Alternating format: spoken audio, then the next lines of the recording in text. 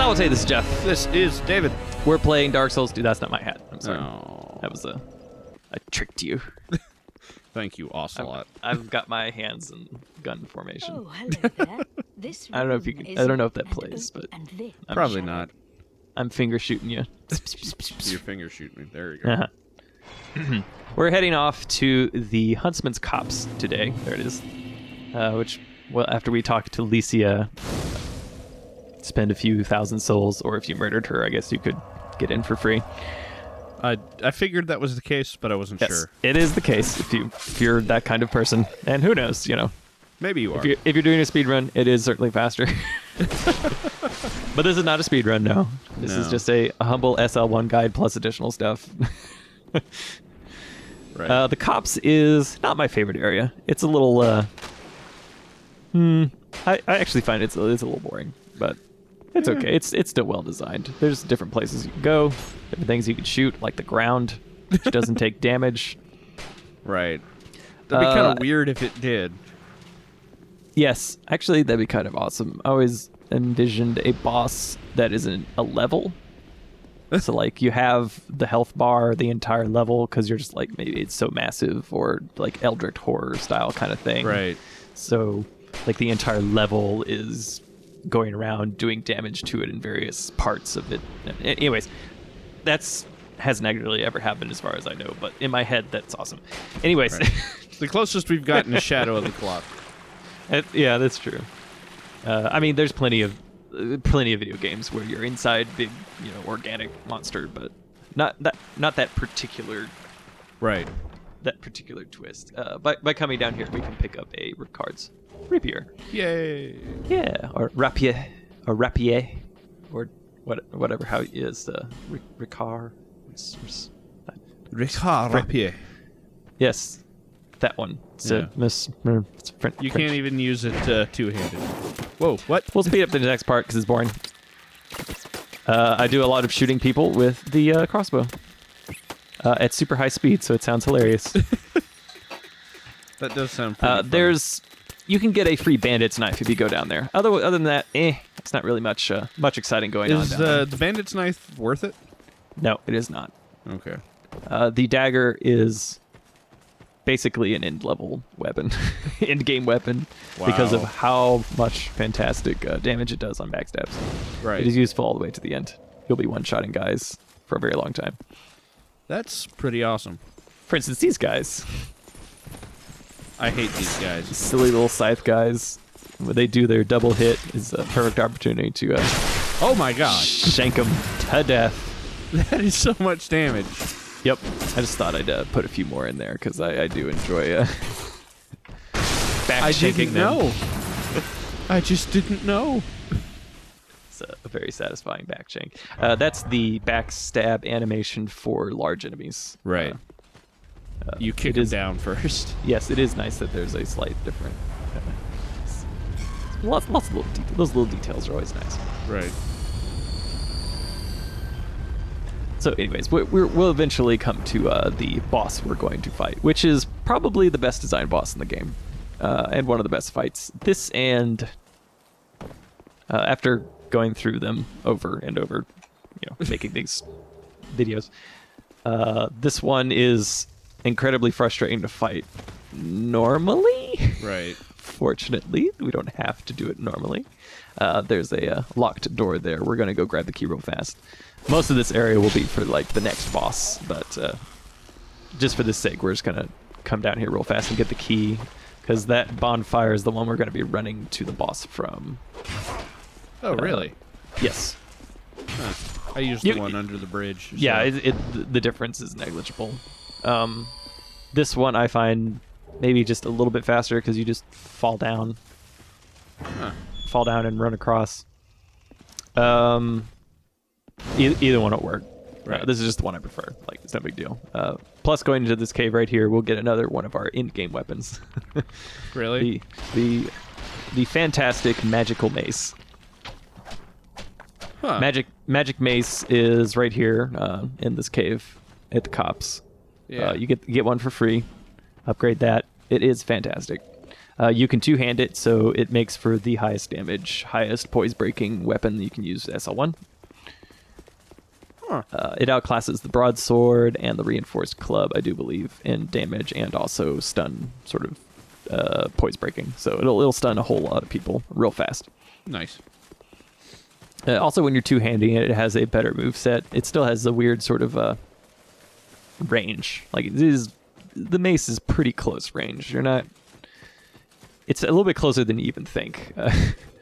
So there's a bunch of guys here with whips and horrible implements. We're going to run past all of them because getting to this boss is kind of a pain in the butt. Especially with the amount of times I died. Yeah, I could tell you died when you see your little blood stain off in the distance. So the easiest way to handle this is to jump over to the right. You're safe from these guys. Most of the time they'll just fall off and kill themselves. Like that guy. Yes, as occasionally They happens. all are going to do? Maybe not all of them, but while we're over here, we can get this treasure here, which I do believe is a fire seed. And we will be needing all the fire seeds we can get. Right. This is planning ahead. We'll eventually get the right combination for using fire spells. Didn't work, and I get shot off into the distance. That's weird. I strongly dislike that jump there. Yeah. It is a pain in the butt. I mean, you can just as easily jump to this side too. Fire seats, we just get over there. Right. Don't get too attached to your souls. Well, it's SL1. Yeah. I mean, even so, you can get like an extra firebomb, get an extra life gem, but when you're going for a boss, sometimes it's best to just you gotta let go. Okay? Now, does this phantom have a name? I don't know. He might. Stuff. I don't know if he has a name. He's kind of a pain in the butt. Yeah. We can, of course, just crossbow and firebomb him, which is sort of good advice for all eternity. Shoot it with arrows and throw bombs at it. Yeah. It's really great for SL1. It's also great for Legend of Zelda. I thought I'd re-emphasize this because I was working on currently with my brother. We're doing a co-op SL1 run, which is basically cheating. So if you want to do an SL1 run, just get a buddy to do it with, and it's still there's still some tense moments when you do occasionally have to dodge an attack instead of just take it in the face because you don't always have the best shield. Like the one we have currently. But when you have two people, it's very easy for someone to just pull aggro so you can heal, Right. But you can use, I wanted to emphasize this, you can use the light crossbow when you two-hand it, which doesn't make sense because it requires 13 strength, and you think that would not be enough, even if you're two-handing, because it would only go up to, you start with 6, it would be approximately 12. Right. Yeah, exactly 12, double it, okay. I'm good at math. I'm good at very basic math. Right. I'm okay at basically. This particular equation, I think I'm good with. Let's just say that. But you can use the light crossbow, upgrade it, turn it raw, whatever you want to do with it, and it'll be a good distance sort of shooty thing. Right. So the Executioner's Chariot is, like I said, one of the best design bosses. This in, I think, Nachka, but we'll get to it. We'll get to it later. So the skeletons here are being controlled by the necromancer. Killing the necromancer will make these skeletons no longer respawn. Right. The skeletons like to trap you in the corner. Now, of course, getting into the corners, little alcoves rather, not corners. But getting into the alcoves is what you want to do. Kind of required. Yeah. It's not required. It is possible. I wouldn't recommend this. It is possible to roll through it if you have the right, timing, to roll through the edges of the Executioner Chariot's wow, really? Spoked wheels. If you're a speedrunner, that's how you do it. The all-boss speedrun is very impressive because it's just standing right at the entrance, casting magic and rolling through the chariot's spiked wheels. All right. I'm not recommending that here, nor would I try that on my own. That sounds like a frustration. Yes, I recommend a more deliberate approach.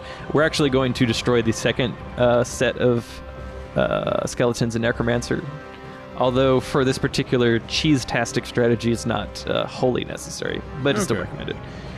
They won't bother you anymore. the thing to keep in mind when doing this first part of the fight is to keep track of where the chariot is. I mean, you can hear it. It has the light. It has the sound.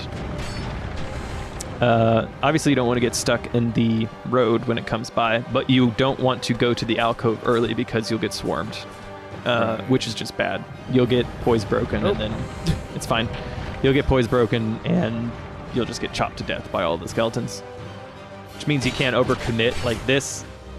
This is rather dangerous because this guy will die, but I'll also have the skeletons coming up on me. Fortunately, Chariot's there. Yeah. So in order to keep the skeletons at bay, you want to kind of hang out, you know, play chicken a little bit with the executioner, wait for the audio cue, and then get back into your alcove, like so. When they get run over, they really don't take a lot of damage. But they do take some damage, so it will finish them off if possible. Now, there's a handy little switch there, which will start the second phase of the fight. But the second phase of the fight is extremely difficult. I enjoyed it, but yeah, I personally find this one of the hardest fights for me because I'm very bad at timing the dodge out of the charge attacks that the chariot does, the horse. Now, we're going to get in this corner here, and we're going to press B a few times so we backstep, make sure we're all in the corner. We got our fire bombs. We're going to use the crossbow to line it up. And then when he reaches about the top of that flame, we're going to throw a firebomb, and we're going to backstep, just to make sure we're out of the way. Just, be safe. And we're going to do this about 17 times in a row. Yeah. Delicious cheese. Oh God, you're gonna make me watch this whole thing, aren't you? No. Oh God. Oh wait, yes you are. Okay, technically yes. Technically I am making you watch the whole thing.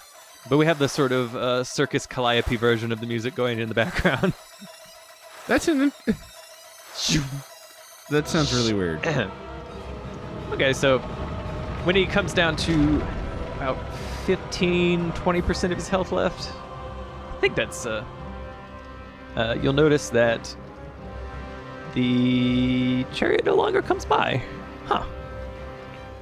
What? Huh? Well, that's interesting. I wonder what happened to the poor chariot. Well, let's go see. Let's go see what happened. Okay. It seems to have broken down. It's not running through anymore. Oh, there's the horse. Horse didn't make it. Good night. Oh, it didn't have enough strength to jump the gap. That's messed up. That's awesome. We win! Yay! I'm so happy they accounted for that. Victory achieved. That's awesome. This is what I would recommend if you're doing SL1. Now, there's a few other dangerous things you could do. There's a little bonfire as a reward, and that creepy little goblin that dude. who has really good voice actor. Yes, he's a really good psychopath. This is our. What is this? We're going to take a few other dangerous side trips here. So, if you're feeling particularly bold and stupid, as I am at this particular moment, you can stand at the very edge here, and you can see what happens when the executioner chariot comes over. He jumps, and he'll actually jump over your head. Huh. If you want to shoot him with arrows here, something that doesn't move you forward when you attack, like a firebomb, which is totally not the reason I died here. Yeah. Then you could totally do it this way too. This way you'd actually be able to see, I've never actually seen the animation for myself of him tripping over when he's on low health, but that would be a way to do that. So let's actually fight the horse. So this is on New Game Plus. This is with my Ophiuchus here. The fight is not any different on New Game Plus. It's just that I have decent equipment, which really doesn't amount for anything because, again, I'm really bad at dodging this particular boss for whatever reason. Right. And it has crushing attacks that you can't block. It's not blockable, which is really annoying even when you have a great shield. Right. It's a lot of spells. I'm gonna do some pyromancy here just to get some cheap shots on it. Nice. So the actual boss, this is phase 2. The actual boss is the horse itself, much like Garyon from Devil May Cry 3. Can't go a video without mentioning Devil May Cry. We can't. It's in some fashion. It took until this moment when I was first fighting him to realize that it was a two-headed horse and not It two is indeed. horses. It is indeed two-headed. The front stomp here has very good tracking. That means it will follow you if you walk around the side of it, Right. which means that you pretty much have to do a side roll. Rolling to the side is pretty much the way that you have to dodge any of its attacks here, because that is unblockable. That's the most annoying attack. Right. That requires a side roll. That was not a successful side roll. As No, I'm that sure was you've. a way roll. Yes, I was trying to time that. That did not work. It didn't work out. Okay. Hut. What you really want to do is get him to use his dark miasma breath attack.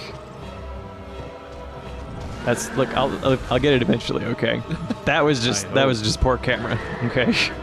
That was Right. miasma attack. That one gives you plenty of time to do just about everything. I'm gonna call that. I call it the dark flamethrower. Why not? All right. You can do whatever you need to when you're next to him. In this case, heal. So, in dire straits. Yeah. When thing. you're on the side of him, or when you're on the side of him, as you're commonly going to be after, setting up after the. Oh, there we go. I finally got That's the how right you dodge. do that. Yes, it's a very annoying timing.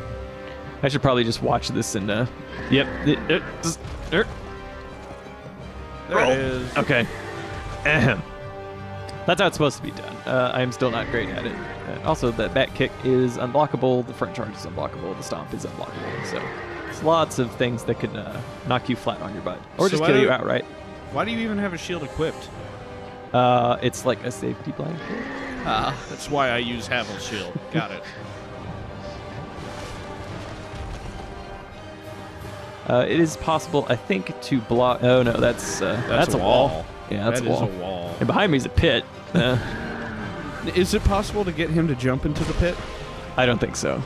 I've not seen that. Huh. I mean, I guess you can get him to fall into the pit. We've sort of seen that.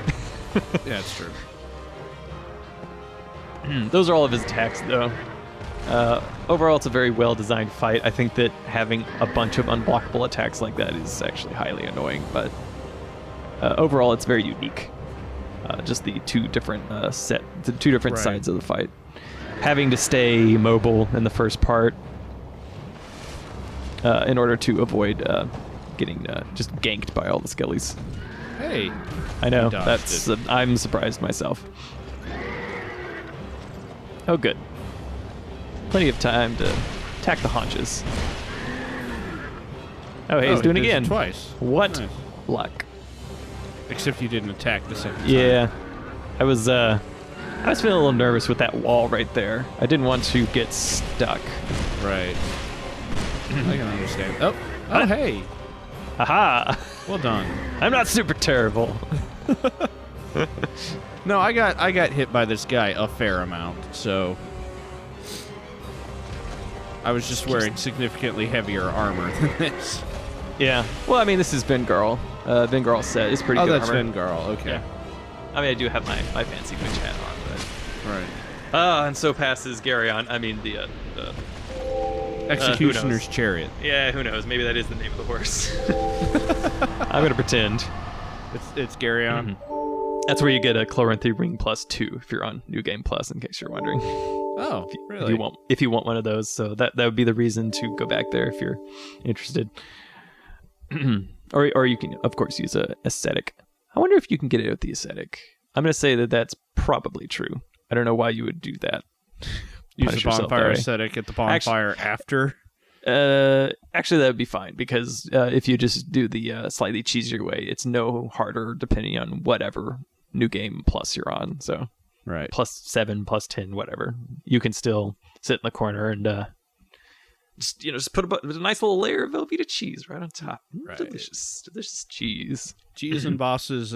I do like how, especially like with Ceaseless Discharge from the first one and this one, like the cheesing strategy is accounted for. Mm-hmm. I like that. Exactly. I don't feel bad about knocking this a-hole off into the abyss. Unlike the puppy, which didn't die, just went off to a farm. Right. Where he spends all days with Artorias and his buddies. Forever. The end. The end. That is what happened. And I'm now putting my fingers in my ear. La, la, la, la, la, la, la, la, la. It's like that picture. This is how Gurren Lagann ended, and you can all shut up. Gurren Lagann's really good. It is really good. That ending is really good. Yeah, it is. The perfect example of plot pacing, and it's really good. The end of the 4th episode, you have an army. Yep. It's got plot escalation. That's a good way to describe that. It is a show based around proper use of escalation. Mm-hmm. Well, anyways, thank you for watching. if you enjoyed this content and all of our rambling at the end, which probably is padding the video length out a bit, but that's okay. The important stuff was earlier. The whole beat the boss real cheesy like. But if you would like to see more content from us in this similar style, and you would like to contribute to us continuing to do this, hopefully eventually be able to do it as a full-time job, which currently not the case, but maybe eventually. Maybe in the future. We have a Patreon that has a link right there you can click on, and you can just agree to pay a certain amount of money to us each month, and we would be ever so thankful. And even like $1, awesome. We will love you. Yes, exactly. There's some different goals we have on there for different video series we want to try and accomplish and whatnot. And eventually, hopefully, yeah, like I said, full-time job. That'd be fantastic. That'd be great. I could get a new computer. It could render faster than like an episode a day. Like an episode a day. If I could render faster than 24 hours for a 40-minute video, I'd be so happy. That'd be different. Dark Souls. Patreon. Please give us money.